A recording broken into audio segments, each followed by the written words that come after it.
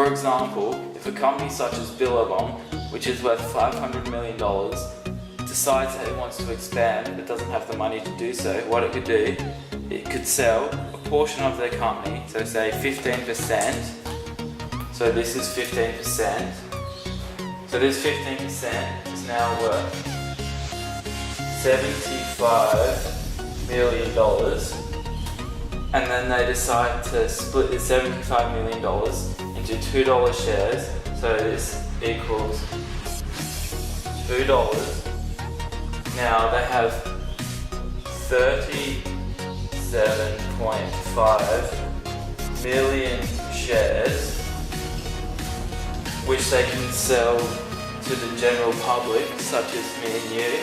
So if I want to buy a share in Billabong and I have $500, I give Billabong my $500.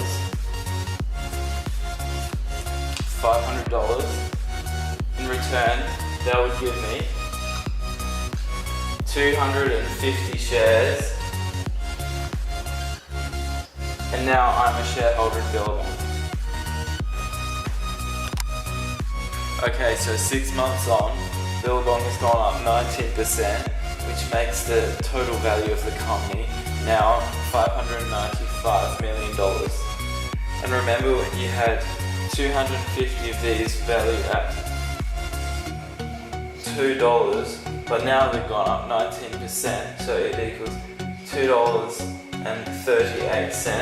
So you had 250 of them times 250, which equals $595, and you started off with $500.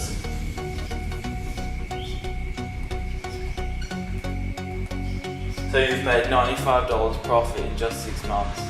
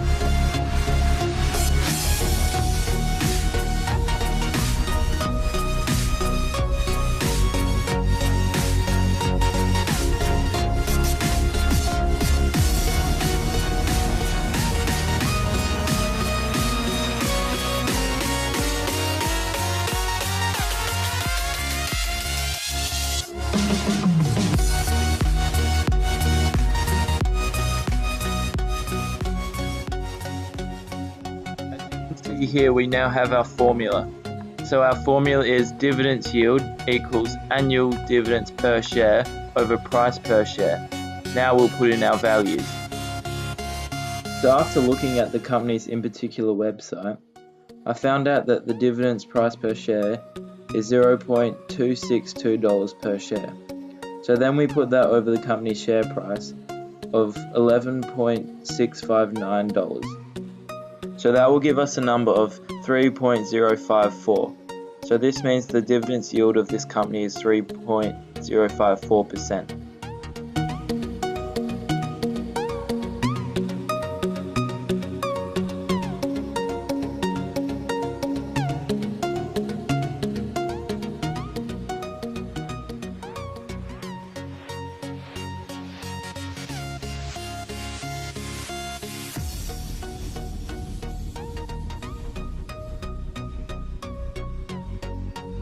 So today on Share Market PP, we'll be learning about what makes a share price rise or fall, and today's example will be on Apple.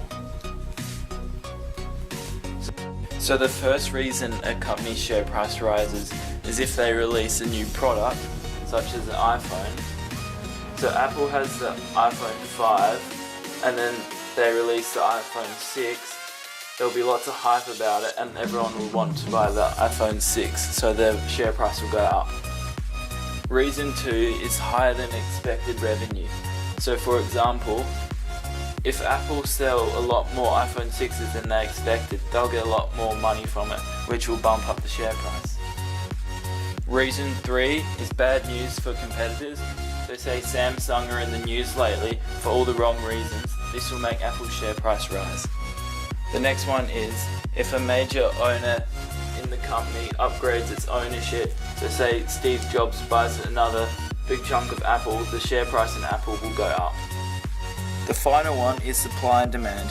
If everyone wants to buy shares in Apple, the share price in Apple will rise to help meet the lack of supply.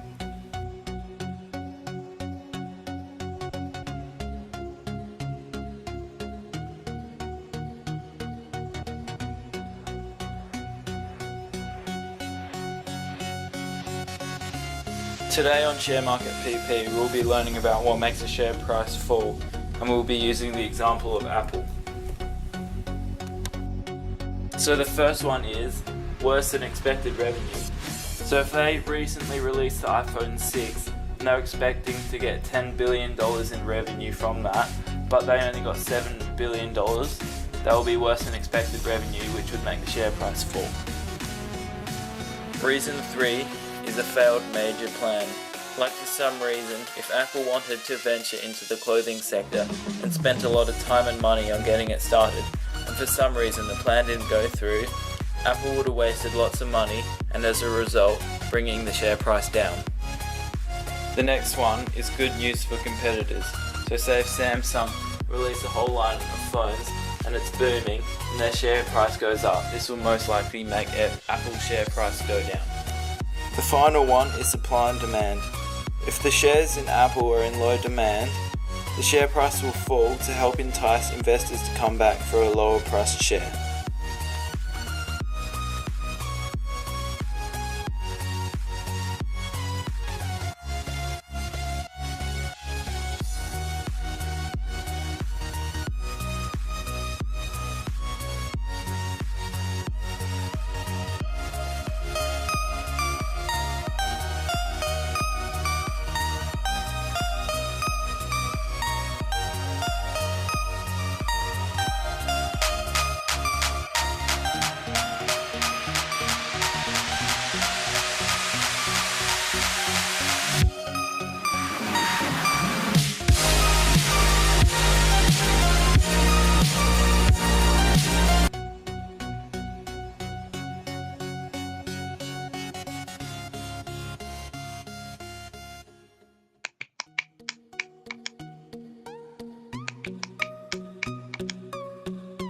A blue chip stock is a corporation with a national or global reputation for quality, reliability, and ability to operate in good times and bad times.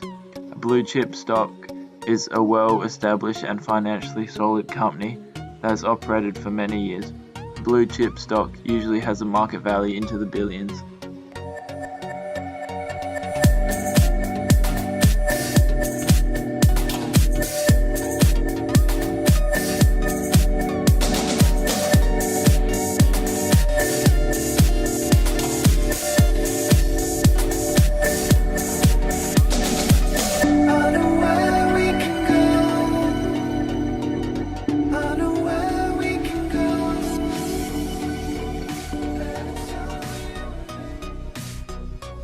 There is really only one negative of owning a blue chip stock. That is, there is very little room for growth.